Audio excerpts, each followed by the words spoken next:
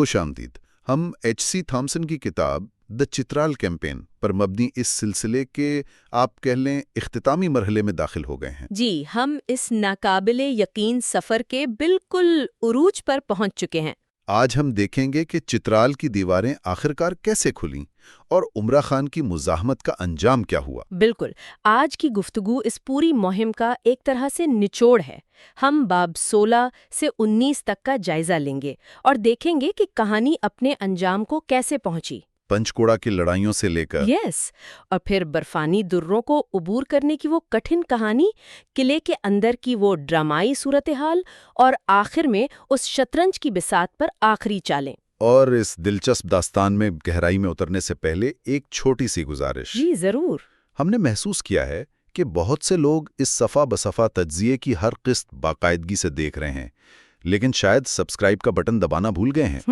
اور آپ کا سبسکرپشن ہمارے لیے بہت اہم ہے. جی، یہ ہمیں اس تاریخ کو محفوظ کرنے اور مستقبل میں ایسی ہی دوسری نایاب کتابوں پر گہری گفتگو کی منصوبہ بندی کرنے کی ہمت دیتا ہے. تو آئیے باب 16 سے شروع کرتے ہیں. جی، پنچکوڑا کے محاذ پر، جہاں برٹش فوج کی پیش قدمی رکی ہوئی تھی. جی ہاں، اور انہیں سخت مزاحمت کا سامنا تھا.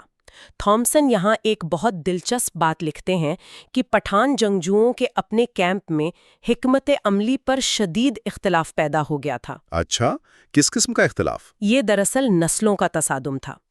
کتاب کے مطابق بزرگ جنگجو روایتی شب خون مارنے کے حق میں تھے. یہ ان کا آزمودہ طریقہ تھا. مطلب رات کے اندھیرے کا فائدہ اٹھانا؟ بالکل. وہ علاقے کے چپے چپے سے واقف تھے اور اندھیرا ان کا سب سے بڑا ہتھیار تھا. لیکن نوجوان جنگجو، ان کا خون گرم تھا. وہ دن کی روشنی میں ایک بڑا فیصلہ کن حملہ کرنا چاہتے تھے. سیدھا گائیڈز دستے پر؟ جی، اور اس بے صبری اور روایت کی کشمکش نے ان کی صفوں میں آپ کہہ لیں انتشار پیدا کر دیا. اور اسی انتشار کا فائدہ برطانوی فوج نے اٹھایا، لیکن ایک ایسے طریقے سے جس کی کسی کو توقع نہیں تھی. تھامسن سٹار شیلز کے استعمال کا ذکر کرتے ہیں. یہ کیا چیز تھی؟ یہ اس مہم کا ایک ٹیکنالوجیکل ٹرننگ پوائنٹ تھا. سٹار شیلز مطلب بنیادی طور پر یہ روشنی کے گولے تھے. اچھا، جیسے فلیئرز ہوتے ہیں؟ بالکل بالکل ویسے ہی. تو جب قبائلیوں نے رات کو حملہ کرنے کی کوشش کی تو برطانوی توپ خانے نے یہ شیلز آسمان پر فائر کیے. تھامسن لکھتے ہیں کہ ان شیلز نے رات کو دن کی طرح روشن کر دیا. تو ایک طرح سے ان کا سب سے بڑا ہتھیار ہی ان کے خلاف استعمال ہو گیا. جی ہاں.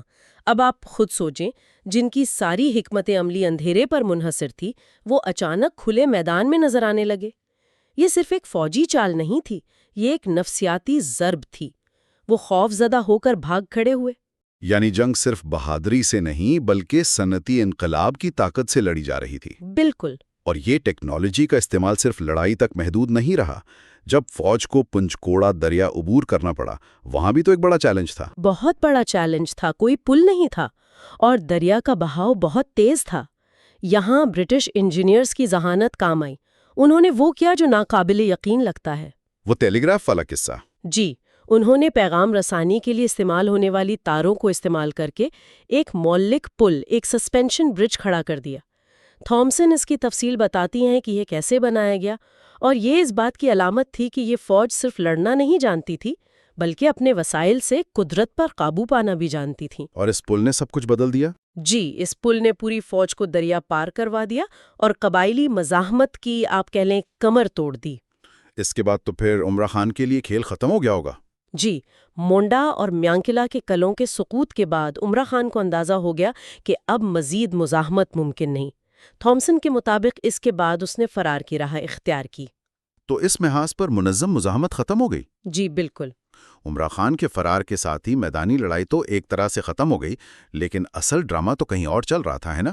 چترال قلعے کے اندر اور شمال سے آنے والے برفانی راستوں پر. آپ بالکل ٹھیک کہہ رہے ہیں. اب ہم باب 17 کی طرف آتے ہیں، جہاں جنرل گیٹیکر کی بریگیڈ شمال سے چترال کی طرف بڑھ رہی تھی.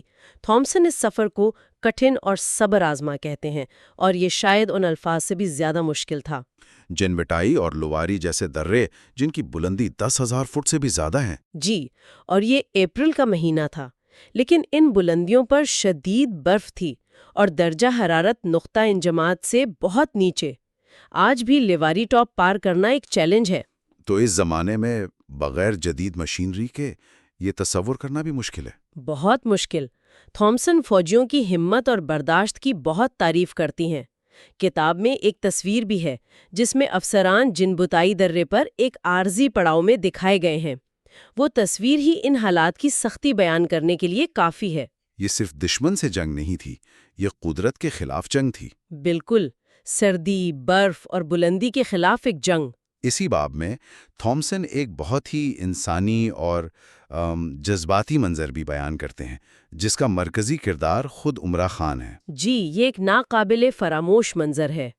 یہ اس وقت کا واقعہ ہے جب وہ اپنے 2 برطانوی قیدیوں لیفٹیننٹ ایڈورڈز اور فاولر کے ساتھ لیواری درہ عبور کر رہا تھا۔ کیا ہوا تھا وہاں؟ تھامسن لکھتی ہیں کہ عمرہ خان درے کی چوٹی پر ایک گھر کی چھت پر بیٹھ گیا اور اپنے قیدیوں سے پوچھا کہ انہیں اس کا ملک کیسا لگا۔ پھر وہ کافی دیر تک خاموشی سے نیچے اپنی وادیوں اور پہاڑوں کو دیکھتا رہا۔ ایک گہرا لمحہ ہوگا اس کے لیے۔ جی، تھامسن کا تجزیہ یہ ہے کہ اس لمحے عمرہ خان کو یہ احساس ہو چکا تھا کہ یہ سرزمین، یہ ملک اب اس کا نہیں رہا۔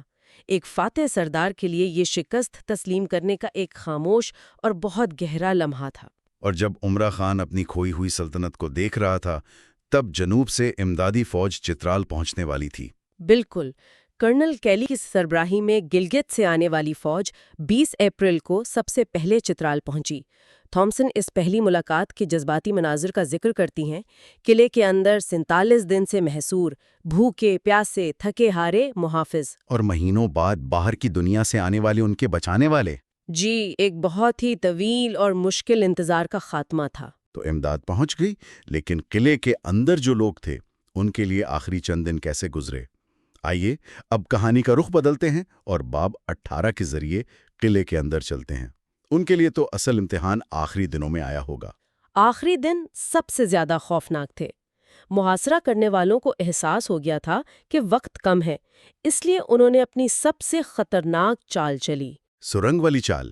جی، قلعے کے محافظوں کو ایک دن پتہ چلا کہ دشمن نے قلعے کے ایک اہم گن ٹاور کے نیچے ایک سرنگ کھود لی ہے اور وہ اسے بارود سے اڑانے والے ہیں۔ اگر وہ کامیاب ہو جاتے تو قلعہ فتح ہو جاتا۔ یہ تو سننے میں ہی بہت خوفناک ہے۔ ایک نہ آنے والا دشمن آپ کے پیروں کے نیچے سے آپ کی بنیادیں کھوکھلی کر رہا ہے۔ بالکل۔ تھامسن یہاں جندولیوں کی سرنگ کھودنے کی مہارت کا خاص طور پر ذکر کرتی ہیں کہ وہ کس طرح بالکل سیدھی اور درست سمت میں سرنگ کھودنے میں ماہر تھے۔ محافظوں کو آوازیں تو آ رہی تھیں لیکن وہ بے بس تھے۔ اور اسی مایوسی کے عالم میں لیفٹیننٹ ہارلے نے وہ قدم اٹھایا جو اس محاصرے کا سب سے بہادرانہ کارنامہ مانا جاتا ہے۔ جی، قلعے سے باہر نکل کر سرنگ کو تباہ کرنے کا منصوبہ۔ یہ فوجی حکمت عملی کے لحاظ سے تو خودکشی کے برابر تھا۔ کیا تھامسن اس پر کوئی روشنی ڈالتی ہیں کہ یہ فیصلہ مایوسی میں کیا گیا تھا یا ایک سوچا سمجھا خطرہ تھا؟ تھامسن اسے ایک کیلکولیٹڈ رسک، ایک سوچے سمجھے خطرے کے طور پر پیش کرتی ہیں۔ ہارلے اور اس کے ساتھیوں نے رات کے اندھیرے میں قلعے سے باہر نکل کر دھاوا بولا۔ ان کا مقصد کیا تھا؟ ان کا مقصد سرنگ کے دہانے کو تلاش کرنا، اندر موجود دشمنوں کو ختم کرنا اور اسے بارود سے تباہ کرنا تھا۔ یہ ایک انتہائی پیچیدہ اور خطرناک آپریشن تھا۔ تھامسن اس کی تفصیل بیان کرتی ہیں کہ کس طرح ہاتھا پائی ہوئی، کس طرح انہوں نے سرنگ پر قبضہ کیا اور اسے اڑا دیا۔ اور اسی ایک کارروائی نے سب کچھ بدل دیا؟ جی، اس نے محاصرہ کرنے والوں کے منصوبے کو خاک میں ملا دیا اور قلعے کے محافظوں کے حوصلے آسمان پر پہنچا دیے۔ تو یہ قلعے کے اندر سے لڑائی جیتنے والا لمحہ تھا۔ اس کے فوراً بعد ہی تو کرنل کیلی کی فوج کی آمد کی خبر بھی پہنچ گئی ہوگی۔ بالکل، اس کامیاب کارروائی کے فوراً بعد ہی دشمن کو امدادی فوج کی آمد کا علم ہو گیا، اور یہ سمجھتے ہوئے کہ اب کھیل ختم ہو چکا ہے، وہ راتوں رات فرار ہو گئے۔ اور یوں 47 دن کا طویل محاصرہ ختم ہو گیا۔ جی، اس موقع پر برطانوی ایجنٹ نے اپنے محافظ دستے سے ایک الوداعی خطاب کیا، جس میں اس نے ان کی بہادری اور وفاداری کو زبردست خراج تحسین پیش کیا۔ تو محاصرہ ختم ہوا، دشمن بھاگ گیا اور امداد پہنچ گئی۔ اب ہم مہم کے آخری باب یعنی باب 19 کی طرف آتے ہیں، جو انجام اور خاص طور پر عمرہ خان کی میراث پر مرکوز ہے۔ جی، قلعے کی آزادی کے بعد سب سے پہلے تو شیر افضل کا معاملہ طے کیا گیا۔ کتاب کے مطابق اسے 27 تاریخ کو گرفتار کر کے کیمپ لایا گیا، جس کے بعد چترال وادی میں مکمل طور پر امن قائم ہو گیا۔ اور عمرہ خان کا کیا بنا؟ عمرہ خان کا معاملہ زیادہ پیچیدہ تھا. وہ پہلے ہی فرار ہو چکا تھا، لیکن اس کی قسمت امیر افغانستان کے ہاتھوں میں تھی. تھامسن لکھتی ہیں کہ عمرہ خان نے کچھ عرصہ قبل افغانستان کے علاقے اسمار پر حملہ کر کے امیر کی دشمنی مول لی تھی. اچھا، تو پرانا حساب باقی تھا. جی، اور اب جب وہ شکست خوردہ حالت میں اس کی پناہ میں گیا تو امیر نے پرانا حساب برابر کر دیا. عمرہ خان کو قید کر لیا گیا اور وہیں اس کا انتقال ہوا. لیکن اس باب کا جو حصہ مجھے سب سے زیادہ حیران کن لگا وہ عمرہ خان کا اپنے برطانوی قیدیوں ایڈورڈز اور فاؤلر کے ساتھ سلوک ہے. تھامسن اس سے فیاضانہ اور عالی ظرفی پر مبنی قرار دیتے ہیں. یہ اس کی اب تک کی تصویر سے بالکل مختلف ہے. یہ واقعی اس داستان کا ایک بہت ہی دلچسپ اور متضاد پہلو ہے. عمرہ خان نے نہ صرف ان کے ساتھ عزت اور احترام والا سلوک کیا بلکہ انہیں باحفاظت چترال قلعے میں واپس بھیجنے کی پیشکش بھی کی. لیکن قیدیوں نے انکار کر دیا. جی، جب قیدیوں نے پوچھا کہ کیا ان کے سپاہی بھی ساتھ جا سکتے ہیں تو عمرہ خان نے انکار کر دیا. اس پر دونوں برطانوی افسران نے اپنے سپاہیوں کے بغیر جانے سے انکار کر دیا، جو ان کی اپنی قیادت کا ایک بہترین نمونہ تھا. لیکن عمرہ خان کا رویہ، اس کی کیا وجہ ہو سکتی ہے؟ کیا یہ کوئی سیاسی چال تھی؟ تھامسن اس پر قیاس آرائی کرتی ہیں. ہو سکتا ہے کہ عمرہ خان مستقبل میں برطانوی حکومت سے کسی قسم کی مفاہمت کی امید کر رہا ہو، لیکن قیدیوں کے بیانات سے لگتا ہے کہ یہ اس کی شخصیت کا حصہ بھی تھا. یعنی وہ اپنی روایات کا پاس رکھ رہا تھا. شاید.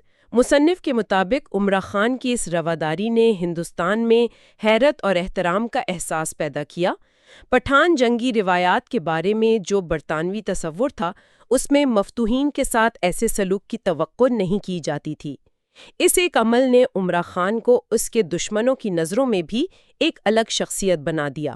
تو آج ہم نے دیکھا کہ کس طرح ٹیکنالوجی، ہمت اور قیادت نے چترال مہم کا رخ موڑ دیا. جی، پنچکوڑا پر سٹار شیلز کی نفسیاتی جنگ سے لے کر لواری درے کی برفانی بلندیوں تک، اور قلعے کے اندر سرنگ کے خلاف وہ بہادرانہ کارروائی، اور آخر میں عمرہ خان کا یہ متضاد کردار. عمرہ خان اور شیر افضل کے لیے اس گریٹ گیم کا یہ باب اپنے اختتام کو پہنچا. بالکل. اور اگرچہ یہ فوجی مہم یہاں ختم ہو گئی، لیکن خطے پر اس کے تاریخی اور سیاسی اثرات بہت گہرے تھے. چترال کی اس جنگ نے برطانوی ہند کی سرحدی پالیسی کو ہمیشہ کے لیے بدل دیا، جس کے اثرات آج بھی محسوس کیے جا سکتے ہیں. یہ صرف ایک قلعے کو بچانے کی کہانی نہیں تھی، یہ ایک پورے خطے کی تقدیر کا فیصلہ تھا. درست. اور آخر میں ہم یہ یاد دلانا چاہیں گے کہ اس مہم کے جغرافیائی چیلنجز کو مکمل طور پر سمجھنے کے لیے H.C. تھامسن کی اصل کتاب میں دیے گئے خاکے اور نقشے دیکھنا بہت ضروری ہیں. جی، وہ اس کہانی کو زندہ کر دیتے ہیں. اور اگلی قسط میں ہم اس کتاب کے آخری ابواب پر نظر ڈالیں گے، جہاں تھامسن فوجی کارروائی سے ہٹ کر چترالی رسم و رواج، پراسرار کافرستان اور سب سے اہم اس بحث کا جائزہ لیتی ہیں کہ چترال پر قبضہ برقرار رکھنے کے حق اور مخالفت میں کیا دلائل دیے گئے تھے. یعنی اس کہانی کا سیاسی اور ثقافتی نتیجہ. جی بالکل. ہمارے ساتھ رہیے گا.